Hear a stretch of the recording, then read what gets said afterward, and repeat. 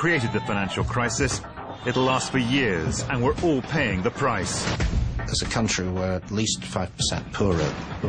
And that is a consequence of the banking crisis. We may have bailed them out, but the banks are still doing what they want. It doesn't seem sensible to have a tiny collection of banks that can hold a country to ransom. They're still paying huge bonuses, and they're still fighting off reform. They have too much political control. They have too much effect on competition. Dispatches reveals it's business as usual for Britain's banks. The new government's promised to get tough. It'll need to be to beat the bankers.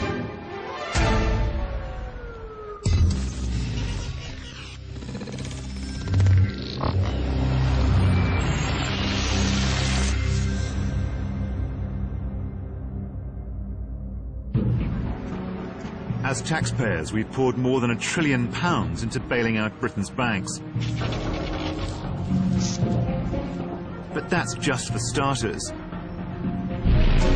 The hope is we'll get most of that back. But the wider damage is stupefying. The Bank of England say that the output lost now and in the future will cost at least another £1 trillion.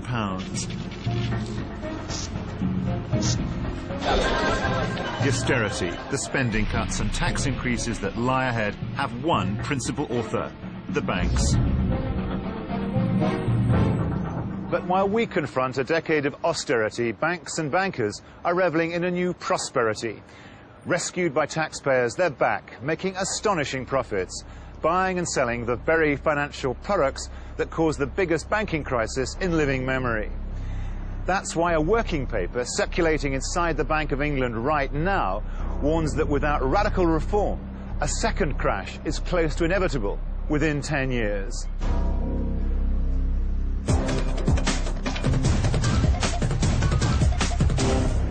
But instead of shoring themselves up as any other industry would after a near-death experience, last year the bankers paid out £6 billion of bonuses. And even that number has been skillfully massaged down, as City Pay consultants and headhunters have revealed to dispatches. It's smoke and mirrors land here. Chris Roebuck used to be in charge of global recruitment for the Swiss investment bank UBS. He is now a City headhunter. What's really happening is that they are altering the way they're paying people so that they can say to the public, we're actually paying lower bonuses, but most of the people in the organisation are actually getting just the same money as they were before. No industry compares to investment banking in the amount that's set aside for pay.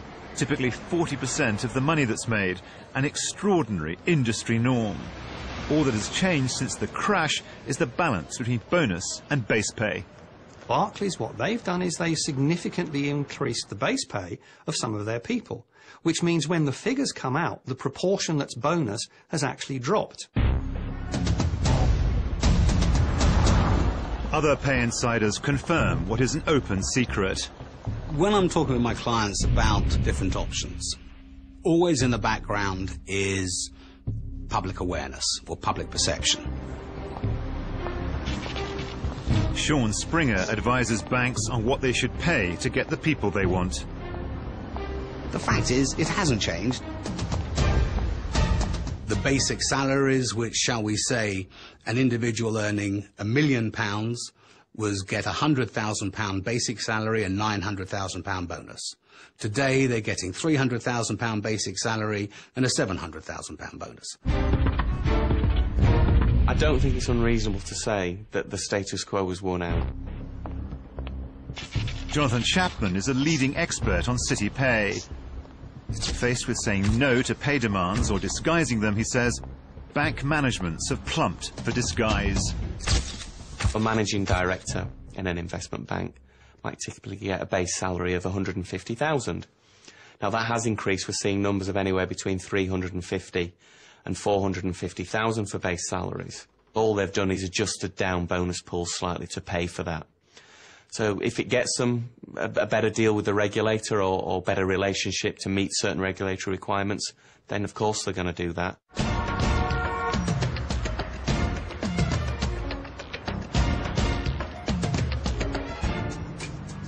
The regulators want sanity in banking, more profits held back for future crises and less diverted into incredible pay settlements. But the banks are playing cat and mouse with them, as they always have.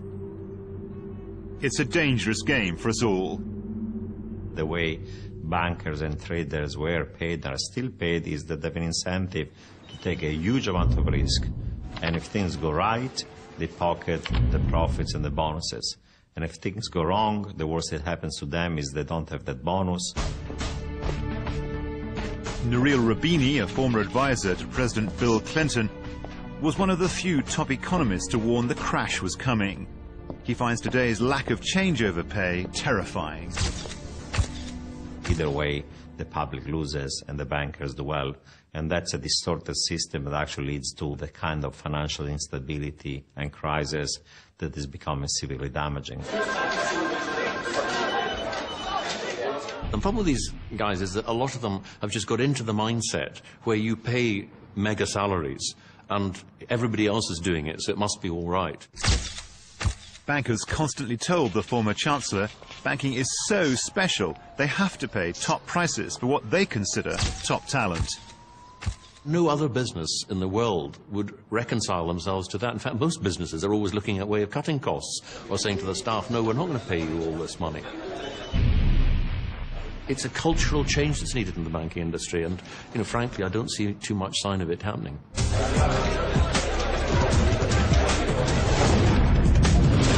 It may seem incredible that a banking system that faced meltdown nearly 2 years ago is able to pay such large salaries and bonuses, but it's got little to do with the bankers' business savviness and everything to do with the torrent of government guarantees and cash handed to the bankers.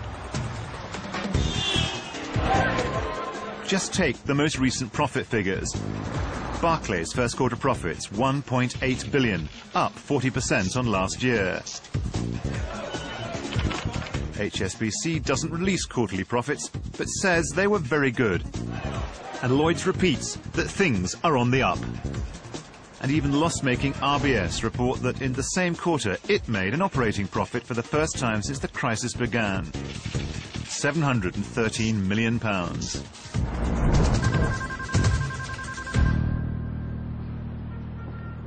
The banks benefited in part from a desperate but necessary experiment by the Bank of England to get money circulating and the economy moving. Under so-called quantitative easing, it printed £200 billion and in effect gave it to the banks. People didn't really know what quantitative easing was going to do. David Blanchflower was a member of the Bank of England's Monetary Policy Committee when it decided to print the money. There was a twin hope: get the banks working and help business. What we were trying to prevent happening was the Great Depression. We would have in our minds that 20% unemployment, the death spiral downwards. So that was the first thing: rescue the banks, get them lending, get rates down, do everything you possibly can. But most of the money hasn't reached British companies. The bankers have used this near-free money from the government for business as usual, lending on property and speculating in the financial markets. It's made it much, much cheaper to be a banker, much easier to get hold of the money, and it's actually made their profits much, much higher as a result. Economist Giles Wilkes has become one of Britain's top experts on government finance. Since contributing to this programme, he's been appointed an advisor to the new coalition government. Imagine if the Chancellor, at the outset of this policy, had stood up in Parliament and said, I will use the taxpayers' balance sheet to make sure that these privately run banks make massive profits for the next year, and they will be able to keep it and give it out to their shareholders and give it out as bonuses to their staff. There would have been outrage. But in many ways, that's what quantitative easing has achieved.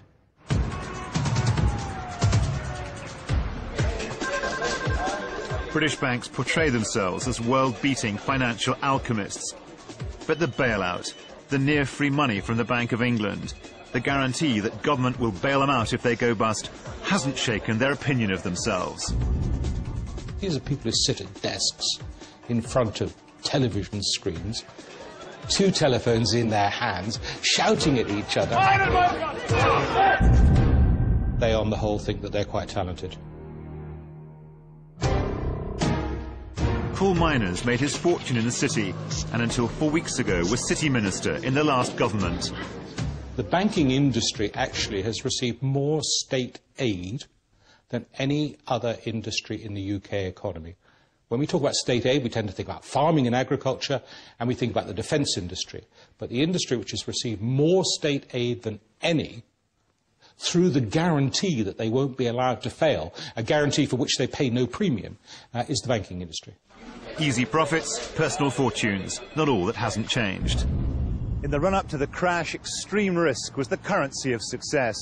Bankers gambled, they lent, they dreamt up new products, and the more successful they were, the more it justified still more gambling.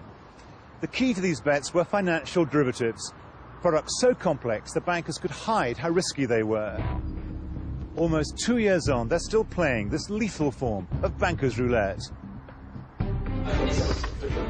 Derivatives are essentially cheap bets in which two parties, banks or companies, gamble on future movements in financial prices. Supposedly they help the buyers or sellers manage risk. Some do, but many are no more than invitations to speculate on a massive scale. For British banks, it's a £1 trillion business. Dispatches commissioned its own research into how much each of the big four British banks are betting. 30% of Barclays' assets rest on derivative bets, 416 billion. For RBS, it's 20%, 421 billion pounds. For HSBC, 10%, 174 billion pounds. While for Lloyds, it's 5%, still 49 billion.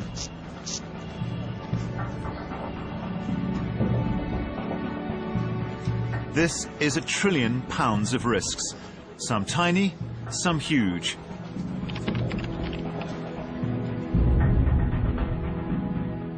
The size of derivatives trading is still huge out there. A lot of the profits the banks are making today is still through derivatives trading.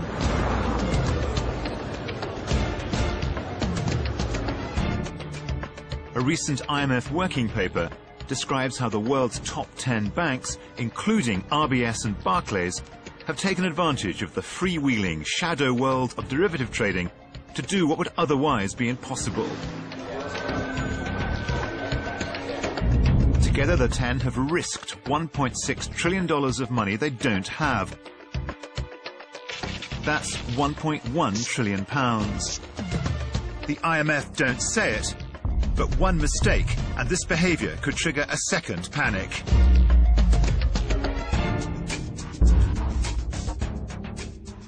Derivatives are kind of very dangerous weapons that have to be controlled in the appropriate way. We have laws to regulate the use of guns. We should have laws to regulate the use of derivatives. We're already ring-fence and backstop and bailed out financial institutions to the tune of several $1 trillion.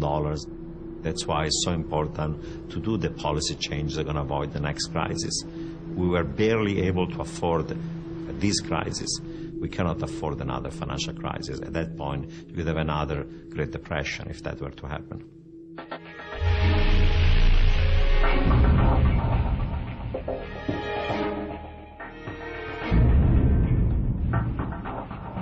Coming up, the secrets of the bank's lobbying effort.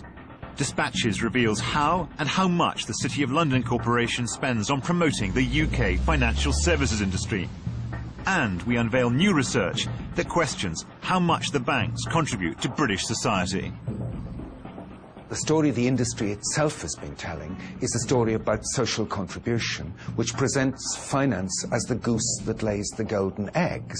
It creates jobs, it pays taxes, but I think when you look at it, none of this actually stands up to empirical scrutiny.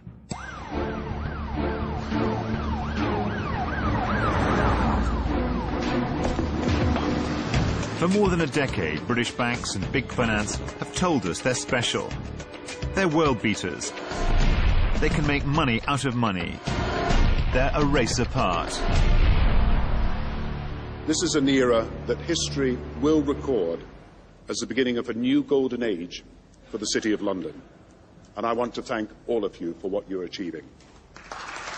And the politicians fell for it. This was Chancellor Gordon Brown's last speech before becoming Prime Minister. And we will always recognise that your international success is critical to that of Britain's overall success. It was wrong then, and it's wrong now. The bargain that banks pick up the profits while the taxpayer picks up the losses is grotesquely unfair. Yet big finance still insists it deserves special treatment because its contribution from jobs to taxes is so pivotal to the British economy. To test those claims, Dispatches commissioned its own research from Manchester University's Centre for Research on Socio-Cultural Change. The team examined the claims big finance makes about the amount of tax it pays and the number of people it employs. Total direct taxes paid by the much-trumpeted financial services sector, including corporation tax and national insurance, were £193 billion in the 6 years up to 2008.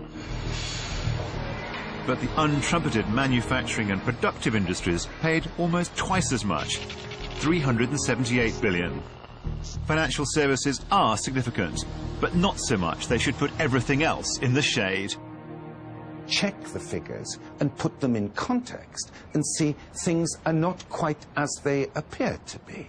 So if you ask what is the net social contribution, quite clearly the answer is the net social contribution is negative. Carol Williams is one of the directors of the research team. The story the industry itself has been telling is a story about social contribution, which presents finance as the goose that lays the golden eggs. It creates jobs, it pays taxes, but I think when you look at it, none of this actually stands up to empirical scrutiny. And what of those claims about the number of people it employs? In 1991, financial services employed 1 million people. In 2008, despite a boom in profits, it still employed 1 million people. Meanwhile, the bank's failure to lend to business, down by 40 billion this year, is causing huge concern. There was certainly frustration expressed by a number of people at the bank, especially about if you help these banks, the condition of helping them has to be that they'll start lending. And essentially that's not really happened. If you own RBS, you own big chunks of Lloyds, how come they're not lending? But British banks are being true to type. They've never lent much to business. In the decade before the crash, just 3% of banks' net cumulative lending went to manufacturing companies. Another 18% went to other productive industries. But around 3/4 was lent for home mortgages and commercial real estate. I think that if you look at banks and lending, you have to ask, historically, what have they lent on? And the short answer to that is they've lent not for any productive purpose at all. This is the finance sector working for itself and inflating asset prices in an unstable way. They have no track record of supporting anything that's usefully productive. I don't think one should fall into the sort of real men only do manufacturing line of territory. Adair Turner is chairman of the Financial Services Authority, which regulates banks. Mortgage credit performs some incredibly useful functions. So indeed does lending against good commercial real estate development. But it is quite striking when you look at the UK figures over the last 20 years, how commercial real estate lending just exploded. And we know that that has been a cause of major banking crises for decades. And actually, what the banking system does, for instance, with the manufacturing sector, is the sector pretty much deposits into the banking system as much as it borrows from it. Banking is not the special industry it claims to be. Our investigation dramatises just how much banking has departed from its roots and entered a new world in which the object is to make money from money. It's about faceless transactions and not relationships, despite the efforts the bankers make to paint a different image. The banking adverts portray a world hard to reconcile with reality. You know that bit of money you've put aside? Not doing much, is it? No. It's banking as we'd like it to be. Safe, stable, supportive, and above all, totally trustworthy. Wherever you want to get to, Lloyds TSB is here to help you on your journey. Over the last year, we've helped more than 50,000 customers get a new mortgage and helped over 80,000 new businesses get off the ground. Since 2004, our Money Sense program has taught over 400,000 school children about money management. It's just another way we're here for you. At HSBC, we want our customers to prosper. So right now we have special offers and advice to help achieve your financial prosperity. It's an image the bankers work hard to project, not least in Westminster and Whitehall.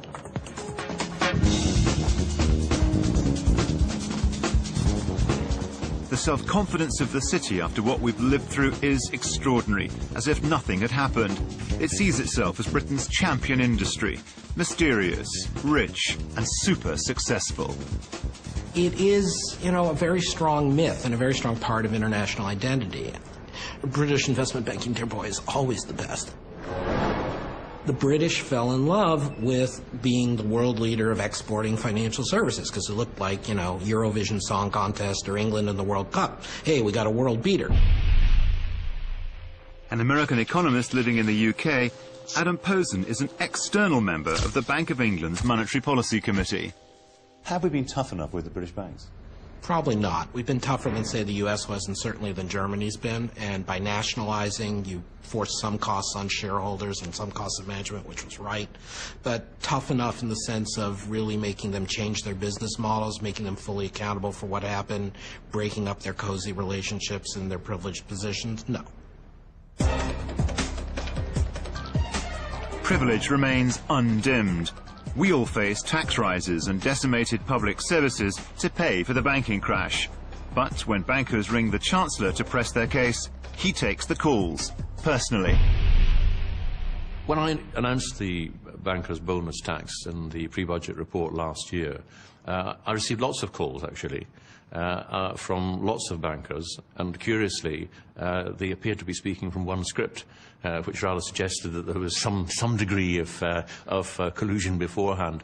What, you know, I think banks basically... And what are they saying? Well, they didn't like it. Of course they didn't like it. And, you know, they said, you know, this was causing them to think long and hard about London and all the rest of it.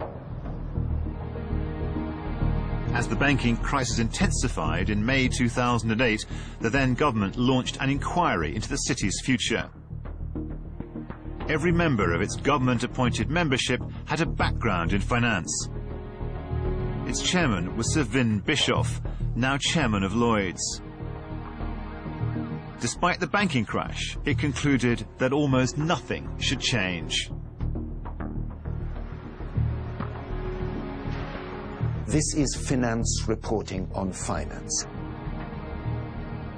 In the old days, when you had a report on finance, the Macmillan in the 30s, Radcliffe in the 50s, Wilson in the 70s, all these reports had a broad range of social constituencies, industrial employers, trade unionists, and academics of different kinds represented both on the committee and in giving evidence. All of this vanishes with Bischoff. I don't think that the Bischoff report was probably our finest moment as a government, and perhaps would have been helped if it had a few people from outside the finance industry. The team who wrote the Bischoff report included 4 representatives from the City of London Corporation, the Lord Mayor, 2 former mayors, and a senior elected official. The City of London is an extremely powerful institution, perhaps the most effective lobbyist, I think, in history. It's a city government that represents one interest alone, which is the financial interest. Maurice Glassman is a long-time city watcher. The city still acts as a state within a state. The Prime Minister has to meet the city if it asks for it within 10 days. The Queen has to meet the city within a week if it requests it. So the city has this extraordinary power within the institutional framework of the United Kingdom.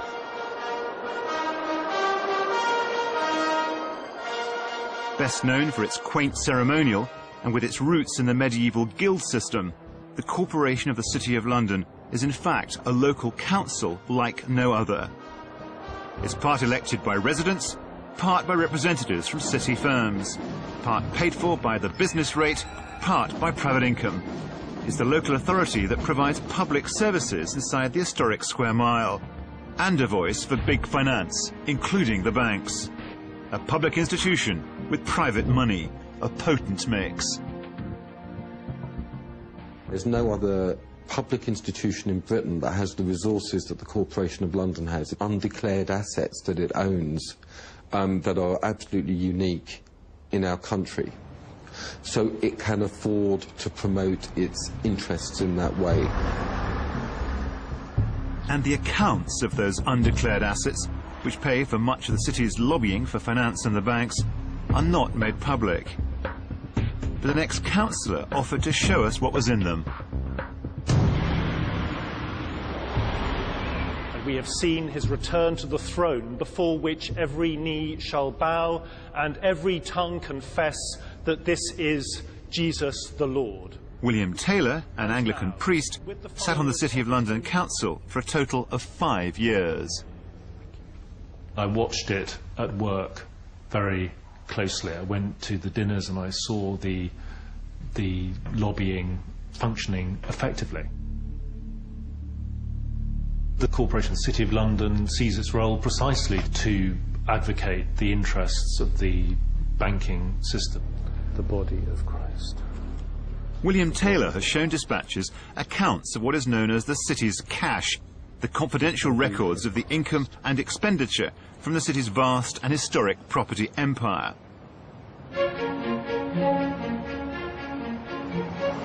They reveal that as recently as 2008, the corporation had a private income of nearly 130 million and funds of nearly £500 million.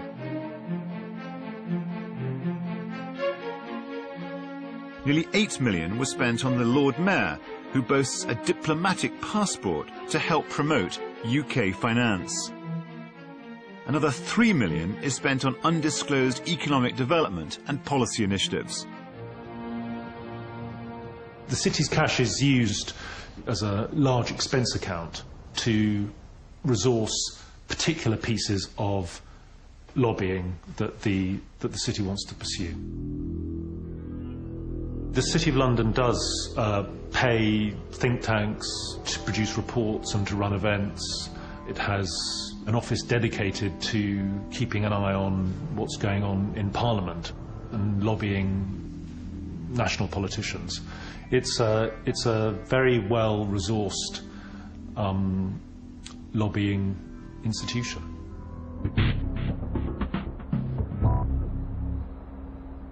I make no pretense about the fact I promote the city. I am representing my borough. My borough is financial services industry plus about 9,000 residents. Stuart Fraser is a stockbroker and chairs the corporation's powerful Policy and Resources Committee. He's recently been involved in creating a new group of banking industry insiders to present the city case. We have a new regulatory group that advises us and also will feed into the Treasury, is entirely financed by the industry. You're the oldest and most effective lobbyist in the country. I guess that's probably right, yes. Investment income from your endowments and goodness knows what. I mean, there's a lot of money. We've been going 800 years, so it's been built up over that time. This is a heritage, and I think that's the right use of this pot of money, that it should be there to defend and promote the city in its broadest sense, financial services. For years, bankers have maintained that they are the cleverest people in Britain, and the politicians have believed them. In Britain, the revolving doors which propel bankers into government and government ministers and officials back into banking are almost unique. The assumption is that bankers are best. The danger is bankers and how they think have subtly captured the state. The movement from job to job amongst Britain's upper echelons is so familiar it's barely remarked upon. But in the past month alone, a former government minister, Ruth Kelly, has joined HSBC, and Sir James Sassoon, a former investment banker at UBS, has gone to a senior job in the Treasury. This revolving door brings advantages and disadvantages. You get a phenomenon called regulatory capture, where government, which is supposed to be there to protect the public interest, ends up being captured by sectional interests, by vested interests, perhaps by the big banks. And they end up being able to dictate policy in a way which is not conducive to the public interest. Last year, David Miller led a major study that looked at the revolving doors between government and banks for the Organisation for Economic Cooperation and Development. We found that there was a huge amount of connection there, that people had gone through the revolving door from government to the banks and back again with quite an alarming speed. The biggest banks had the most concentrated connections, and the countries which had the biggest connections were the UK, the US and Switzerland. And those connections are particularly pronounced when it comes to UKFI, the government organisation set up to represent the taxpayers' shares in the nationalised banks. Its first chief executive, John Kingman, has recently gone from the Treasury to Rothschild's Bank. Its first chairman, Philip Hampton, is now chairman of RBS. Its current chief executive, Robin Budenberg, was formerly at UBS, liaising with the Treasury. Revolving doors bring expertise, but also dangers. If you actually want a regulatory agency to properly regulate any industry, you don't bring in the people who are causing the problem to decide on whether there's a problem or not. You don't bring in the big oil companies, the big pharmaceutical companies, to sit on panels to judge how those companies' products should be regulated. In fact, you bring in independent people, scientists, and if they've got conflicts of interest, in the case of science, they have to declare them.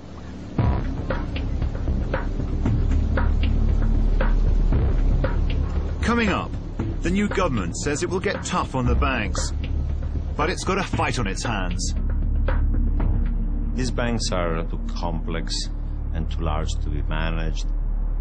The collateral damage that's come out from this financial crisis has been huge, and the failure of doing the right policy could lead to the next financial crisis and economic crisis.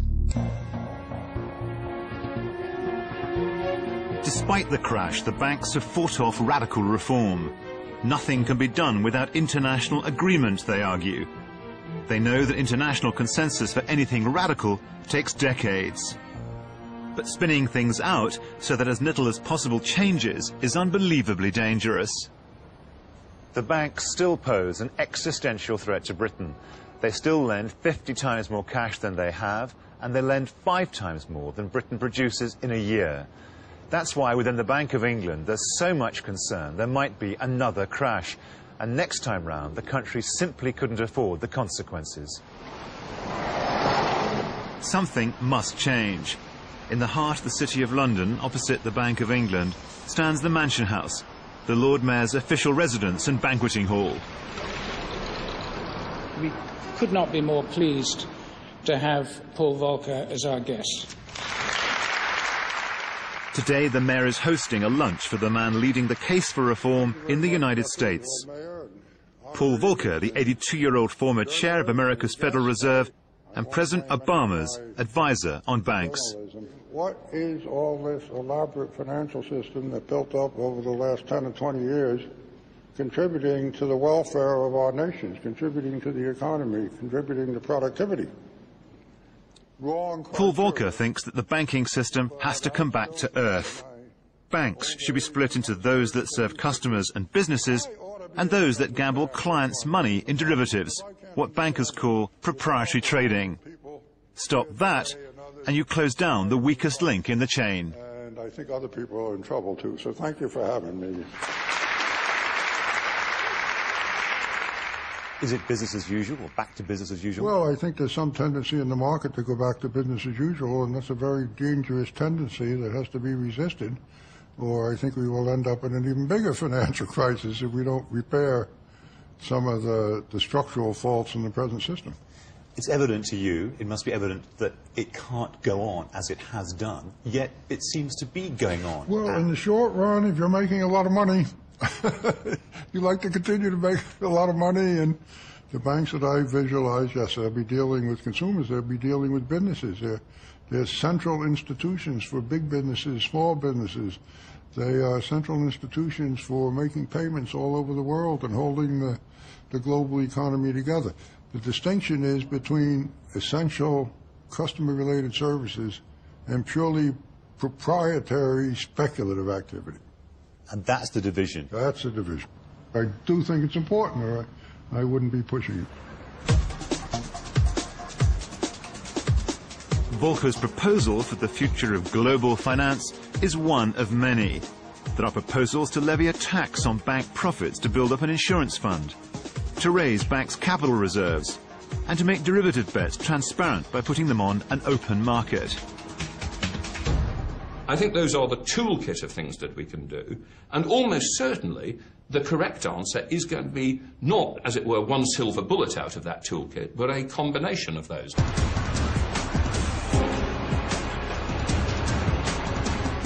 The big and dramatic change, though, is structural, to break up the banks in some way.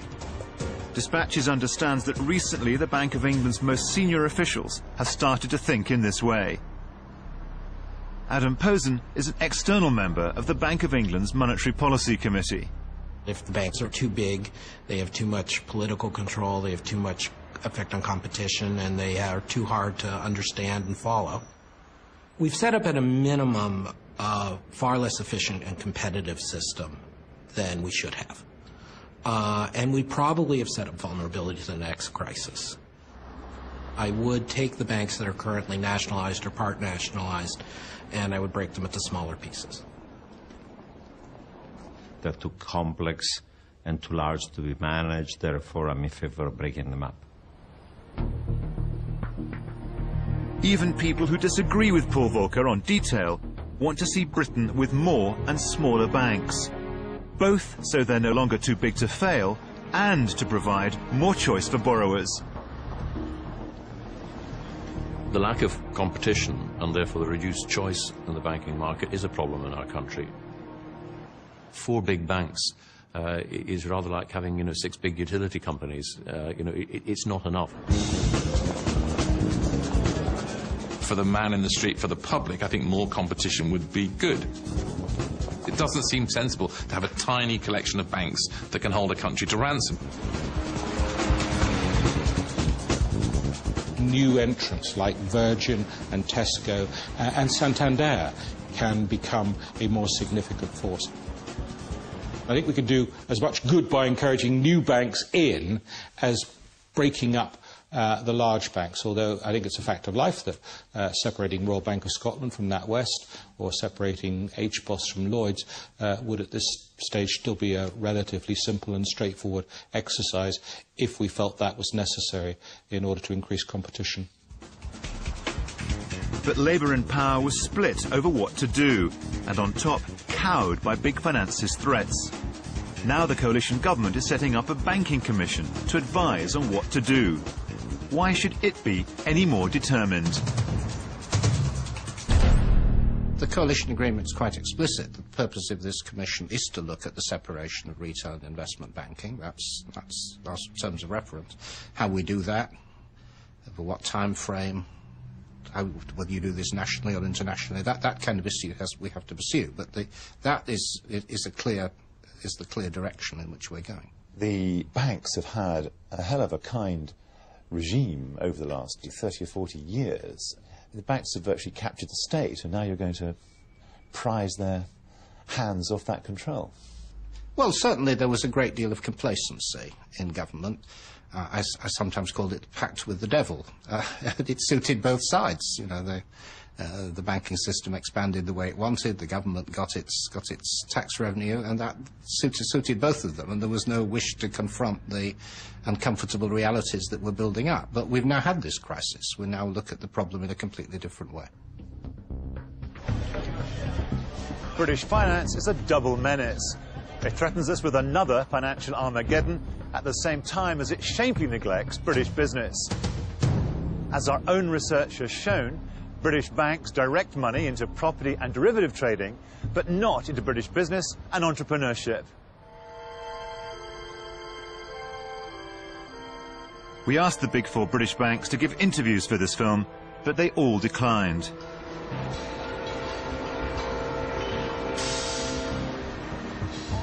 If you want to see the damage the banks have done, visit Sandwell in the Black Country.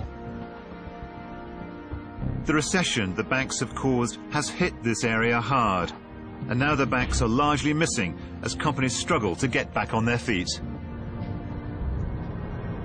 Sandwell's got about 20% of its economy based on manufacturing. By default, economic regeneration is left to Lyndon Bracewell from Sandwell Council. Lots of jobs were shed.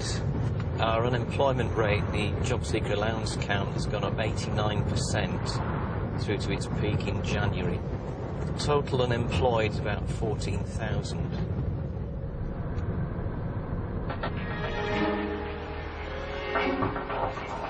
The council is doing what it can, but the odds are stacked against it. In the High Street in Cradley Heath, it's been reduced to using window-sized photos to disguise empty shops. The banks have disengaged. It's both humiliating and desperate. But in terms of those that want to start a business, the banks really are not interested. They just see it as too high a risk. And even if you've got a good business plan, the rates they're charging now are anything 15 up to 20% interest. And for a lot of businesses, they just can't afford that amount of money.